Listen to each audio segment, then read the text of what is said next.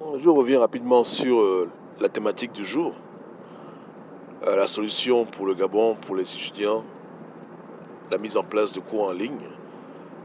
Et je vais dans cette vidéo essayer d'aller encore plus en détail parce que dans l'autre vidéo c'est un peu trop général et malheureusement les gens souvent quand ils écoutent des messages pareils, ils n'arrivent pas à pouvoir eux-mêmes trouver les étapes qu'il faut, les mécanismes pour que ceux qui ont la bonne volonté de le faire puissent vraiment avoir de quoi commencer et mettre en place ce genre de mécanisme pour les aider.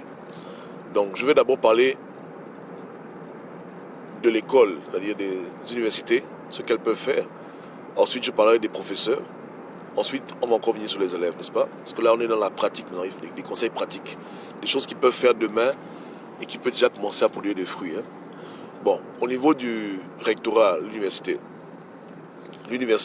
qui veut numériser ses cours doit d'abord créer un département informatique, technologique et avoir un plan d'action pour capturer de manière digitale, en temps réel et mise à disposition différée aux élèves les cours, que ce soit sur le site principal de l'UOB ou sur un site autre qu'ils peuvent créer ou en utilisant les plateformes qui existent. Parce que peut-être que si on leur demande de créer un serveur à l'université pour sauvegarder les cours, pour les digitaliser, peut-être c'est trop leur demander. Mais ils peuvent toujours utiliser tout ce qui existe déjà, comme Facebook, Twitter, etc., pour mettre dessus leurs cours. Entre parenthèses. Donc ils créent un département, un plan d'action. Ils doivent coordonner les actions avec les professeurs, c'est-à-dire que dans chaque classe, dans chaque amphithéâtre, avoir automatiquement une caméra ou un appareil numérique capable d'enregistrer et de retransmettre en temps réel le cours, avoir de bons micros si possible, hein, moindre coût, mais au moins une caméra, un micro par salle, hein, donner aux professeurs la capacité de pouvoir mettre pause ou changer l'angle de la caméra lorsqu'il écrit au tableau, avoir un technicien ou utiliser un programme informatique qui peut automatiquement bouger la caméra, c'est possible. Bon, il y en a qui ont des techniciens, il y en a qui utilisent des programmes où la caméra bouge seule. Donc la caméra traque le professeur et quand il écrit sur le mur, sur le tableau, ça zoome automatiquement. Ou qu'il y a quelqu'un qui est là, un élève qu'on désigne, ou bien un assistant, un technicien, dans chaque salle de classe. Hein. Son travail c'est ça, son travail c'est d'aller dans chaque salle de classe, il dépose sa caméra, il installe son tripode, il sort son laptop, il enregistre, en même temps il diffuse en direct, en même temps aussi il enregistre la vidéo, il sauvegarde, il s'assure que le son passe bien, il s'assure que la qualité de l'image est correcte et que ceux qui sont en direct voient les détails de ce que le professeur a écrit. Voilà, dans un premier temps. Et son travail ensuite, son métier, c'est de tout répertorier, et de tout archiver et de créer les liens pour que les élèves qui vont sur le site de l'UOB puissent cliquer sur le cours du professeur, automatiquement avoir accès à ses vidéos récentes, à ses cours, etc. et même au matériel qu'il donne aux élèves en classe. On va mettre tout sur Internet avec des techniciens, un département technologique. C'est faisable, n'est-ce pas, non? Voilà, ça c'est au niveau de l'université et du ministère. S'ils veulent faire ce genre de choses, voilà par quoi on commence, n'est-ce pas? Ensuite, il y a d'autres choses qui peuvent être faites, mais ça c'est un peu plus technique. C'est-à-dire qu'au lieu qu'on utilise la craie, comme à l'époque coloniale, ou bien le feutre, aujourd'hui on peut utiliser les meilleures méthodes pour écrire. Pour que ceux qui sont chez eux aient une meilleure vision, ceux qui sont en classe voient mieux, il y a des tableaux qui sont reliés à des programmes informatiques. Donc quand tu écris sur le tableau, automatiquement ça écrit aussi sur ton écran, tu vois. Ça c'est encore plus technique, c'est encore plus... C'est pas trop important. Le plus important c'est d'avoir une caméra, un technicien, ou deux ou trois techniciens. Chaque jour, s'il y a 20 classes par jour, leur travail c'est d'aller de cours en cours, de mettre les caméras, mettre les micros, enregistrer et de tout mettre sur Internet, mettre sur le site officiel de l'UOB. Tranquille. Première étape. Et d'archiver cela. Année, date, cours, titre, chapitre, avec beaucoup de détails et avec les documents qui ont été donnés, les scanner, les mettre à disposition des élèves. Ça, c'est de manière, voilà. Ça, c'est quand l'université veut, voilà. Maintenant, si l'université fait les malins, les professeurs eux-mêmes, ils peuvent décider d'ouvrir une page Facebook dédiée à leurs élèves ou un groupe Facebook privé. Je parle de Facebook parce que c'est le plus connu, mais il y a d'autres sites qui font pareil. il ouvre sa page Facebook, il ouvre son groupe Facebook privé. Avec les emails de ses élèves, il les ajoute dans son groupe. Lui-même, il prend sa propre caméra ou son propre iPhone qu'il branche. Donc, comme celui qui parle, il s'enregistre lui-même, il met sur la table, au moins l'audio est là. S'il a un assistant ou bien un élève qui veut des points en plus, il peut s'occuper d'enregistrer pendant qu'il parle. Le cours est diffusé en direct sur sa page privée. Les élèves qui sont dans sa classe y ont accès. Ils peuvent poser des questions pendant ou après. C'est que s'il n'a pas le temps s'il n'a pas quelqu'un pour répondre aux questions ou bien pour lui poser des questions, après il rentre chez lui, il répond aux questions. Il élabore en détail à l'écrit. Il donne plus d'éléments et ça reste entre eux, c'est leur classe. Vous voyez un peu, non? Et dessus, il peut même passer par ça pour mettre les notes, etc. ou pour annoncer des choses importantes, hein, des événements importants ou bien une addition à son cours.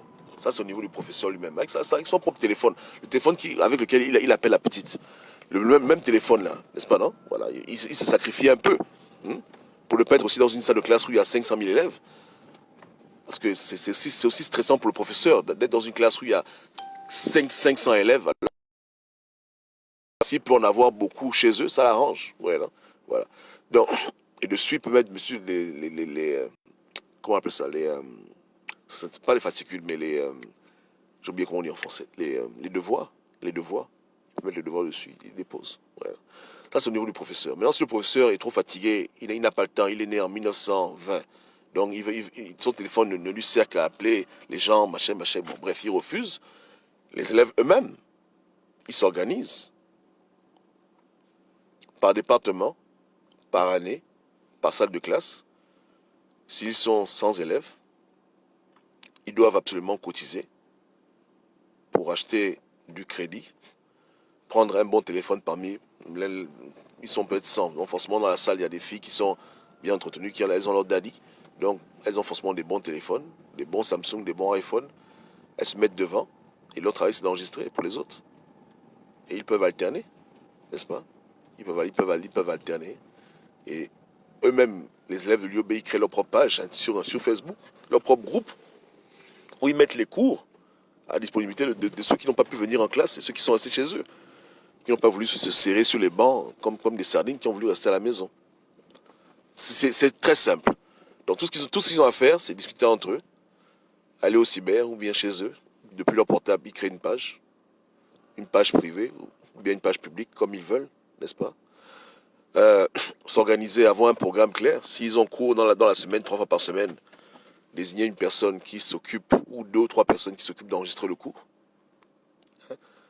Prêt, le tableau, le professeur, ou bien en audio. D'autres, ils peuvent prendre les notes pour les autres. Mettre les notes sur la page. Mettre l'audio du cours sur la page. Archiver, numéroter. Et ensuite envoyer à tout le monde le lien par email. Ou ajouter les gens dans le groupe. Et ils peuvent à tout moment venir dessus et écouter le cours. N'est-ce pas, non? Prendre connaissance de ce qui a été dit. Et être à la page avec tout le monde. Donc très simplement, hein, je vais encore venir dessus peut-être plus tard, mais c'est vraiment très simple. Ça ne demande pas des millions, ça ne demande pas d'un grand budget. Voilà. La connexion au Gabon est quand même assez bonne pour ceux qui ont les moyens. Et ceux qui n'ont pas les moyens, ils peuvent trouver les moyens. N'est-ce pas, non? Et pour les élèves encore qui sont peut-être démunis, les clés USB que les Chinois vendent au Gabon ne coûtent pas cher. Tu as des clés qui ont souvent même 32 gigabytes que tu peux acheter à 5000 francs CFA, ou bien même encore plus moins cher que ça. Donc ils peuvent télécharger tout sur une clé et l'écouter chez eux, dans la voiture. Il y a des appareils USB, tu branches, ça automatiquement ça va lire ce qui est dedans, sans internet, tu vois.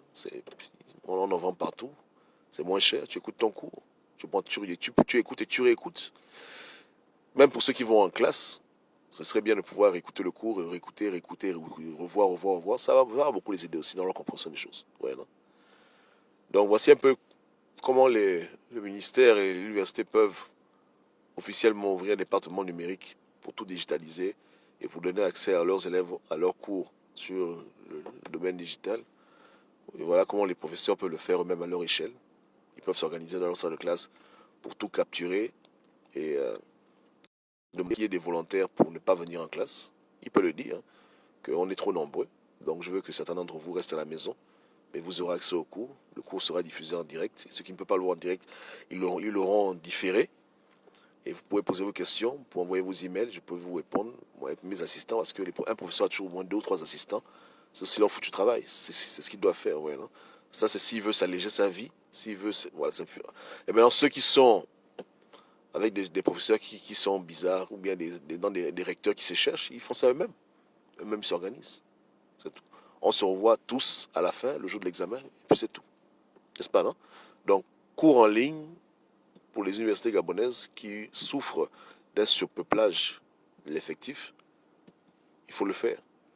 Mais l'idéal, c'est quand tout le monde s'y met, quand le ministère le fait, quand les professeurs sont d'accord et quand les élèves aussi sont d'accord. Mais si ça bloque, que personne n'attende personne.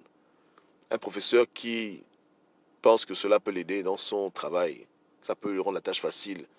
S'il propose à l'université de le faire et l'université fait les malins comme d'habitude, il le fait lui-même. Hein? Des élèves qui ont des professeurs qui sont trop rétrogrades et qui refusent de comprendre que la technologie doit être utilisée à bon escient pour faciliter la vie aux gens, il parle au professeur une fois, 2 fois, il ne veut pas, mais on s'en fout, on l'enregistre, terminé. Même malgré, même à son insu. C'est tout. Hein. On dame sur lui.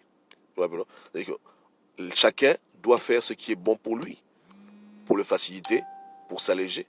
Et s'il y a des gens qui sont souvent plus lents que d'autres, et c'est vrai dans la vie, il y a des gens comme ça, quelque chose peut être bien, mais ils sont tellement lents, ou ils sont trop dans le protocole, dans l'époque coloniale. Tu attends pas quelqu'un, tu l'enregistres à son insu, tu mets dans un groupe privé, qui saura? S'il est d'accord, public, s'il n'est pas d'accord, groupe privé.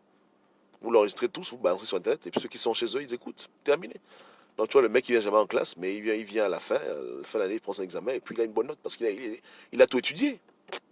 Il a tout capté, il a tout. Voilà. Il faut être malin dans la vie. Mais il faut d'abord passer par la voie officielle. Il faut vous rapprocher de vos recteurs, de vos autorités administratives et éducatives. Voilà. Maintenant, ensuite, si elles font les malins, bon, vos professeurs. Si les professeurs jouent aux idiots, vous faites ça vous-même. C'est tout. Créez vos propres pages, mettez vos archives, mettez vos cours, restez chez vous. Et venez juste en classe le jour de l'examen. Arrangez-vous, soyez responsable. Faites des photocopies, scannez les documents, mettez-les dans un serveur, il y a les serveurs publics. Hein. Facebook, c'est un serveur public, tranquille. Ouais, non? C'est comme ça. Et, ouais, ok. Salut, messieurs. Comment tu vas, le chef? Je disais que nous ne devons plus être de ceux qui critiquent sans cesse. On doit apporter des solutions parce que, au-delà de la politique, ce sont nos petits frères qui souffrent. On doit donner des solutions simples pour améliorer leurs conditions de vie jusqu'au jour où il y a des changements politiques. Mais d'ici là, on doit les aider. Donc moi, je ne peux plus encourager ceux qui se plaignent tout le temps. Je suis fatigué de me plaindre. Une chose qu'on peut faire simplement avec un peu de jugeote et ça va encourager les gens à être solidaires, à dépendre des uns des autres et à chercher l'excellence. Nos élèves gabonais doivent comprendre que leur survie, c'est quand ils sont ensemble. Donc, ils ont des téléphones, ils ont du crédit. Au lieu qu'ils fassent les vidéos idiotes où ils montrent leur corps, où ils font les idiots sur Internet, qu'ils prennent leur crédit pour s'éduquer eux-mêmes et pour aider les autres à avoir l'éducation. Comme ça, 100 personnes dans une salle de classe, 50 restent chez eux et 50 vont en classe. Et puis c'est tranquille. Et puis ça marche. Ouais, non? Donc, plus de plaintologie, c'est le temps des solutions. Et si les autorités font les malins, chers élèves, faites ça vous-même. C'est mon conseil. Ouais, non? Salut à Alain Serge, hein, qui est là. Hein. Salut à Cosmos. Voilà. Donc c'est le temps de prendre les choses en main. C'est le temps de l'autodétermination. Je dis l'autodétermination. On ne peut plus attendre quelqu'un maintenant. Vous ne devez pas attendre des gens. Vous devez vous prendre en main et, avec l'aide de Dieu, tout mettre sur le numérique. Masuku, Lyobe, partout les gens sont trop dans les salles de classe. Faites un effort de vous organiser comme ça. Ma prière, c'est que les autorités fassent ce qui doit être fait. Mais si elles ne le font pas, faites ça vous-même. Ouais, non, faites ça vous-même. Ça pourra vous servir maintenant.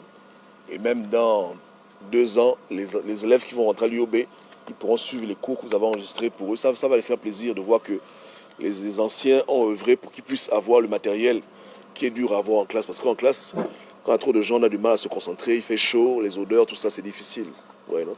Donc, numérisez les choses. Et voici mon conseil. Hein? Donc, plus de plaintes. C'est l'heure du travail maintenant. Œuvrons. Que Dieu vous garde. Ciao, ciao. Salut Batsebe.